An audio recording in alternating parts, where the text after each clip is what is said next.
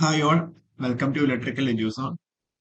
അപ്പോൾ നിങ്ങൾ തമ്പനയിൽ കണ്ട പോലെ തന്നെ CN 5/2025 പ്രകാരം RRB വൈസ് എത്ര അപ്ലിക്കേഷൻസ് ആണ് കിട്ടിയിരിക്കുന്നത്, എത്ര പേര് അപ്ലൈ ചെയ്തെന്നുള്ള ഡാറ്റയാണ് നമ്മൾ ഇന്നത്തെ വീഡിയോയിൽ ഡിസ്കസ് ചെയ്യുന്നത്. അപ്പോൾ അതുകൂടാണ്ട് പെർ സീറ്റ് കോമ്പറ്റീഷൻ ഓരോരോ RRBയിലും എത്രയാണെന്നുള്ള കാര്യം കൂടി നമുക്ക് ജസ്റ്റ് നോക്കാം. ഓക്കെ, ഇത് കഴിഞ്ഞിട്ട് നമുക്ക് നിങ്ങളെല്ലാവരും RRBയുടെ എക്സാം എഴുതിയിട്ട് ഇരിക്കുവാണല്ലേ.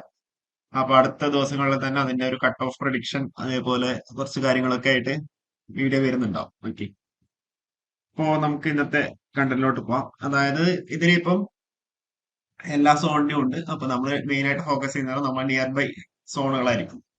അതുപോലെ പെർ സീറ്റ് കോമ്പറ്റീഷന്റെ കാര്യം നമ്മൾ ഡിസ്കസ് ചെയ്യുന്നുണ്ടാവും. ഓക്കെ, അതിലിപ്പോ ഏറ്റവും ആദ്യം ബാംഗ്ലൂര് നോക്കുവാണെന്നുണ്ടെങ്കിൽ 24,050 പേരാണ് അപ്ലൈ ചെയ്തേക്കുന്നത്. എനിക്ക് തോന്നുന്നു അവിടെ ഏകദേശം 80ഓളം വേക്കൻസി മാത്രമേ ഉള്ളൂ എന്നാണ് മനസ്സിലാക്കുന്നത്. ഓക്കെ, അതവിടെ നിൽക്കട്ടെ. അപ്പൊ പിന്നെ നമുക്ക് അവിടെ നോക്കുകയാണെങ്കിൽ ചെന്നൈയിൽ 49,110 പേരാണ് അപ്ലൈ ചെയ്തേക്കുന്നത്.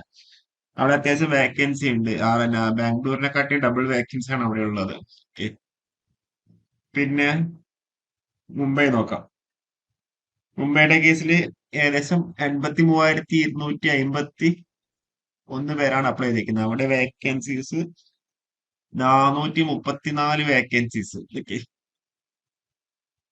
പിന്നെ സെക്കന്ദരാബാദ് നോക്കുന്നുണ്ടല്ലേ. സെക്കന്ദരാബാദ് 55,645. അതില് 100 സോറി 103 വേക്കൻസിയാണ് റിപ്പോർട്ട് ചെയ്തിട്ടുള്ളത്. പിന്നെ നമ്മളെ ട്രിവാൻഡ്രം നോക്കുകയാണെങ്കിൽ 13,041. അവിടെ 62 വേക്കൻസീസ്. ഓക്കെ, ബേസിക്കലി ഇത് പെർ സീറ്റ് കോമ്പറ്റീഷൻ എന്ന് പറയുമ്പോൾ നമുക്കറിയാലോ, അതായത് ഇലക്ട്രിക്കൽ കഴിഞ്ഞവർക്ക് ഇലക്ട്രോണിക്സും മെക്കും എല്ലാം അപ്ലൈ വേണ്ടി പറ്റുന്നുണ്ടാവും. അപ്പൊ അതിൽ ചെറിയ വേരിയേഷൻസ് ഉണ്ട്.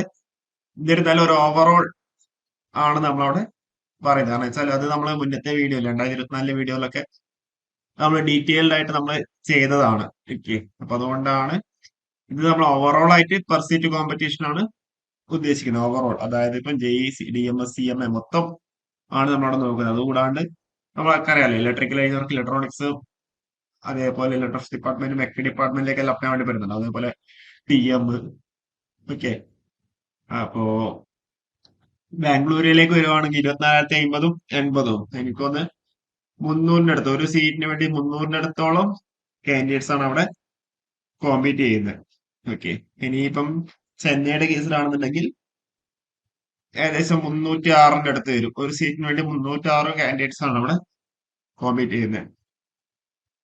മുംബൈയുടെ കേസിലാണെന്നുണ്ടെങ്കിൽ എനിക്ക് തോന്നുന്നു അവിടെ കുറച്ച് കുറവാണ്. ഏകദേശം 190ഓളം കാൻഡിഡേറ്റ്സ് ആണ് ഒരു സീറ്റിന് വേണ്ടിയിട്ട് കോമ്പീറ്റ് ചെയ്യുന്നത്.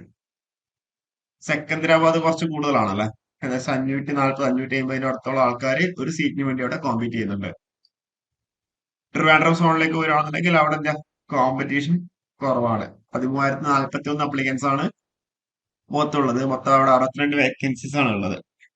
അപ്പൊ ഏകദേശം 210ഓളം ആൾക്കാരാണ് ഒരു സീറ്റിന് വേണ്ടി അവിടെ കോമ്പീറ്റ് ചെയ്യുന്നത്. ഓക്കെ, അപ്പൊ ഇതാണ് ജസ്റ്റ് ഒരു ഡാറ്റ. അപ്പൊ ഇതിൽ നമുക്ക് അങ്ങനെ കൃത്യമായിട്ട് പറയാനേ പറ്റില്ല. നമ്മൾ നേരത്തെ പറഞ്ഞത്, അതായത് ഇലക്ട്രിക് കഴിഞ്ഞവർക്ക് ഇലക്ട്രോണിക്സ് മെക്ക് എല്ലാം ഉണ്ട്. അതുപോലെ മെക്ക് കഴിഞ്ഞവർക്ക് ഇലക്ട്രിക്കൽ അതൊക്കെ അപ്ലൈ വേണ്ടി പറ്റും. സിവില് മാത്രമേ പറ്റുള്ളൂ. എനിക്ക് അങ്ങനെ ഇതുണ്ട്. പക്ഷെ എന്തെങ്കിലും TM എല്ലാവർക്കും അപ്ലൈ വേണ്ടി പറ്റും. അങ്ങനെ കുറച്ച് കാര്യങ്ങളുണ്ട്. എന്നാലും ഓവറോൾ വേക്കൻസി ബേസ് ചെയ്തിട്ട് ഓവറോൾ അപ്ലിക്കൻസിന്റെ ഡാറ്റയാണ് നമുക്ക് അവിടെ കിട്ടിയേക്കുന്നത്.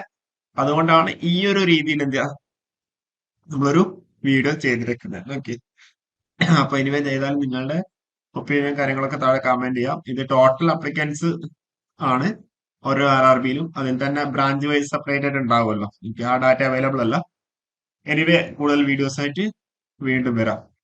Okay, thank you.